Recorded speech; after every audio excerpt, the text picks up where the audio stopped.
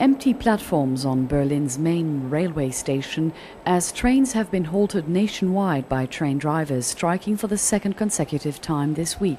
The train drivers' union called for a 3-hour strike nationwide to put pressure on the Deutsche Bahn, the German national railway company, over an ongoing wage dispute with the regional, long-distance and freight train drivers. The repercussions are big. 80% of our colleagues are on strike.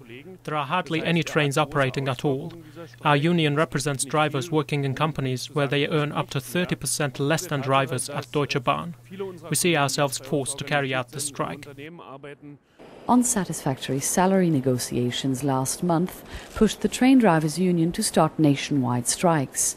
The Deutsche Bahn company has severely criticized the action. We have not stopped making negotiation propositions to GDL and are still sitting at the negotiating table, but GDL have discontinued talks and ceased negotiations. We have made an acceptable offer. We don't understand the goal of the strike.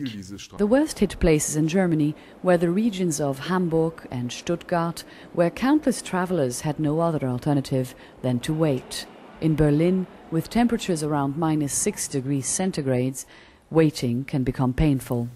I have no money. There is nowhere for me to go, as my youth hostel is full and I can't leave Berlin, and it is freezing.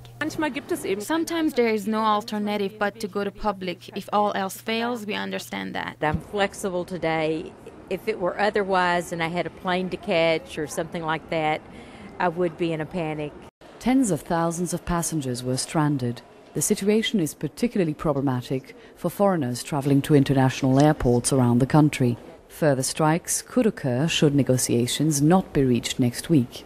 The GDL, the train drivers' union representing 26,000 drivers, are pushing for continued talks with the national railway company and are threatening to strike again if their demands are not met. Joanna Lemonnier, Press TV, Berlin.